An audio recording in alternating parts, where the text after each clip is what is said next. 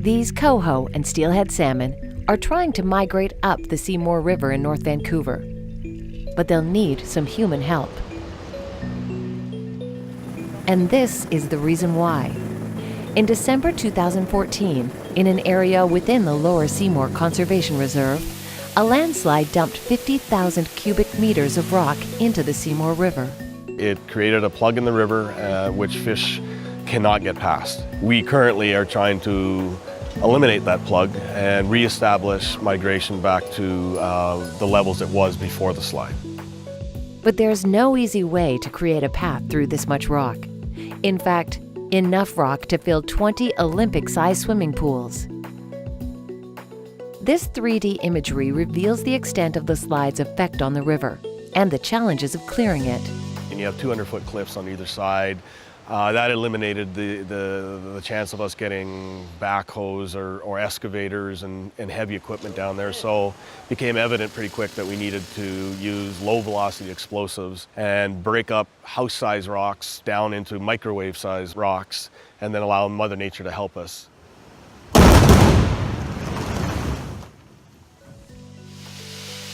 For 2 summers in a row, blasting crews have been breaking down the larger rocks. Then, over the winter, higher river currents will push some of the rocks downstream, creating a passageway for the salmon. The intention with this project is not to eliminate the entire slide. The idea here is to blast a channel, make sure it's stable, and then the fish can swim through it. The partners in this unique and complex project include 5 levels of government. Okay, we're detecting tag 65 with strength 127, so we know that it's within 200 meters from here. High above the river, Todd Moody and Colin Rollinson are monitoring salmon that have been tagged by the Seymour Salmonid Society. Down that way. Okay. Using a mobile tracking device, they've found out that tagged juvenile salmon are now starting to pass through the Rockslide area. But it will take another summer of blasting before adult fish can do the same. So the goal today is trying to move as many as 300 fish out of this pool. What we're trying to do is get these fish moved up above the slide. In September 2017, a few kilometers south of the Rockslide, members from the various project partners are getting ready to capture migrating salmon. Among the groups represented are Metro Vancouver and the Squamish and Tsleil-Waututh First Nations.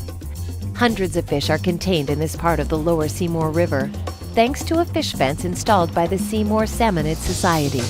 Today we're trying to target pink salmon, coho salmon, and steelhead. What's really important in this river is all of the really valuable, important salmon habitat. So habitat that's needed for spawning, incubation, rearing, and migration all exists above the slide. The coho and steelhead salmon are placed first into small tanks, and then into larger tanks for transporting up the Seymour River. Some of the fish will be used as broodstock at the Seymour Salmonid Society hatchery, while other fish are released into the river so that they can spawn naturally. The work is labor-intensive, but it's vital, and not just for the survival of salmon in the Seymour River. Salmon provided a huge food base for bears and otters and martins and eagles and hawks and owls, as well as fertilizer for trees.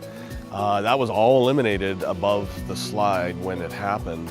By reestablishing the salmon run up into the upper watersheds, we're going to benefit the entire ecosystem. It was not just a fish-only project.